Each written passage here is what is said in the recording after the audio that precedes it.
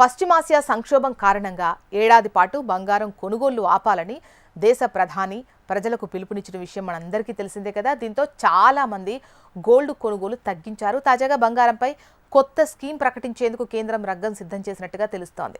దేశంలో బంగారం దిగుమతులను తగ్గించి ఇళ్లలో నిరుపయోగంగా ఉన్న బంగారాన్ని ఆర్థిక వ్యవస్థలోకి తీసుకురావడానికి కేంద్ర ప్రభుత్వం గోల్డ్ మానిటైజేషన్ స్కీమ్ను కొత్త రూపం తీసుకురావడానికి సిద్ధమవుతున్నట్టుగా తెలుస్తోంది.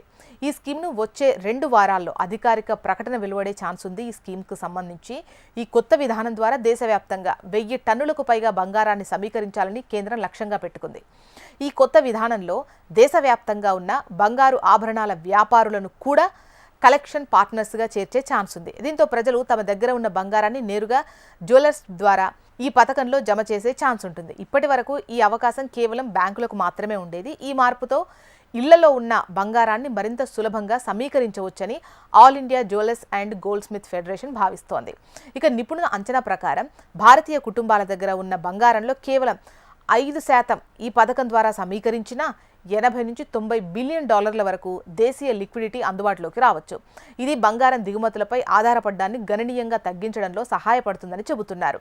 ఇటీవల ప్రధాని నరేంద్ర మోదీ ప్రజలను ఏడాది పాటు కొత్త బంగారం కొనుగోళ్లను వాయిదా వేయాలని కోరిన నేపథ్యంలో కేంద్రం ఈ నిర్ణయం తీసుకోనున్నట్టు తెలుస్తోంది.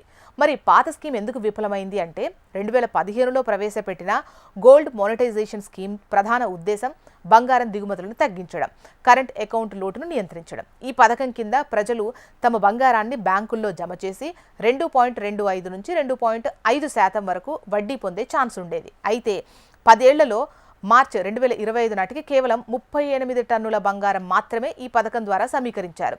దేశంలో సుమారు 25,000 టన్నుల బంగారం కుటుంబాల దగ్గర ఉండగా ఇది చాలా తక్కువ.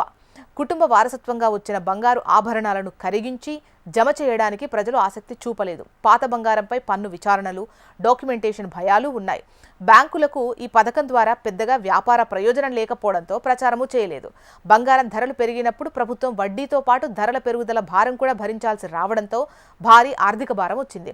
మరి ఈ కొత్త స్కీమ్లో ప్రయోజనం ఏంటి అంటే ఆర్థిక నిపుణుల అభిప్రాయం ప్రకారం కొత్త గోల్డ్ మానిటైజేషన్ స్కీమ్ విజయవంతమైతే బంగారం దిగుమతులపై ఆధారపడడం తగ్గుతుంది. విదేశీ మారక నిల్వలపై ఒత్తిడి తగ్గుతుంది. దేశీయ బంగారం మార్కెట్ మరింత పారదర్శకంగా ఉంటుంది. ఇళ్లలో నిరుపయోగంగా ఉన్న బంగారం ఉత్పాదకత ఆస్తిగా మారి దేశ ఆర్థిక వ్యవస్థకు యూజ్ అవుతుంది.